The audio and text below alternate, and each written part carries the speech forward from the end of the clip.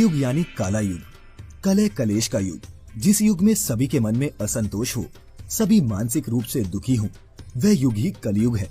इस युग में धर्म का सिर्फ 1/4 अंश ही रह जाता है। मित्रों, अब जानते हैं कि कलयुग के अंत में क्या क्या होगा। क्या होगा कलयुग के अंत में? सबसे पहले तो ये होगा कि मनुष्य की औसत आयु 20 वर्ष ही रह जाएगी। 5 वर्ष की छोटी उम्र में स्त्री गर्भवती हो जाया करेंगी, 16 वर्ष के मनुष्य वृद्ध हो जाएंगे और 20 वर्ष की आयु में ही मृत्यु को प्राप्त हो जाएंगे। इंसान का शरीर घटकर बोना हो जाएगा।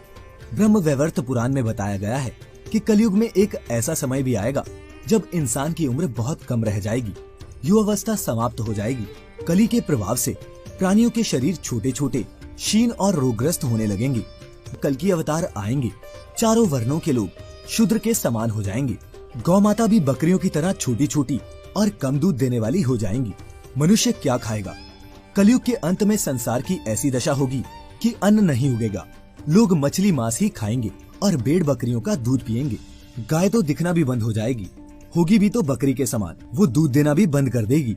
एक समय ऐसा आएगा जब जमीन से अन्न उपजना बंद हो जाएगा, पेड़ों पर फल नहीं लगेंगे और धीरे धीरे ये सारी चीजें धरती से विलुप्त हो जाएंगी। कैसा होगा मनुष्यों का स्वभाव? स्त्रियां कठोर स्वभाव वाली व कड़वा बोलने वाली होंगी। वह पति की आज्ञा नहीं मानेंगी। जिसके पास धन होगा उसी के पास स्त्रियां रहेंगी। मनुष्यों का व्यवहार गधों जैसा दुस्सह, केवल गृहस्थी का भार ढोने वाला रह जाएगा। लोग विषयी हो जाएंगे, धर्म कर्म का लोप हो जाएगा। मनुष्य जप रहित नास्तिक व चोर बन जाएगा। सब एक दूसरे को लूटने में लगे रहेंगे। कलयुग में समाज हिंसक हो जाएगा। भीड़ में लोग आएंगे और एक मनुष्य की जान ले लेंगे। जो लोग बलवान होंगे उनका ही राज चलेगा। मानवता नष्ट हो जाएगी, रिश्ते खत्म हो जाएंगे। एक भाई अपने ही भाई का शत्रु बन जाएगा। एक हाथ दूसरे हाथ को लूटेगा। पिता पुत्र का और पुत्र पिता का वध करने में भी संकोच नहीं करेंगे। अब कैसा होगा मनुष्य का धर्म? कलयुग में लोग शास्त्रों से विमुख हो जाएंगे। अनैतिक साहित्य ही लोगों को पसंद आएगा। बुरी बातें और बुरे शब्दों का ही व्यवहार किया जाएगा। स्त्री और पुरुष दोनों ही अधर्मी हो जाएंगे। स्त्रियां पतिव्रत धर्म का पालन करना बंद कर देंगी और पुरुष भी ऐसा ही करेंगे।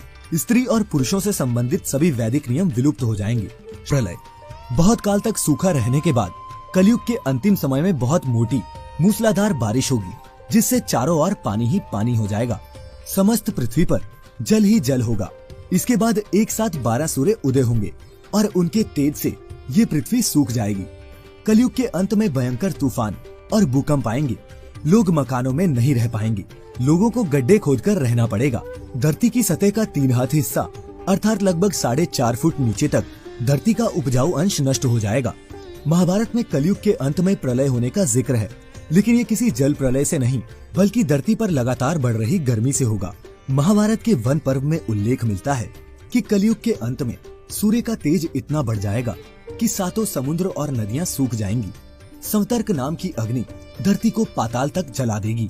सब कुछ भस्म हो जाएगा। इसके बाद फिर 12 वर्षों तक लगातार बारिश होगी, जिससे सारी धरती जलमग्न हो जाएगी और जल में फिर से जीवन की उत्पत्ति की शुरुआत होगी।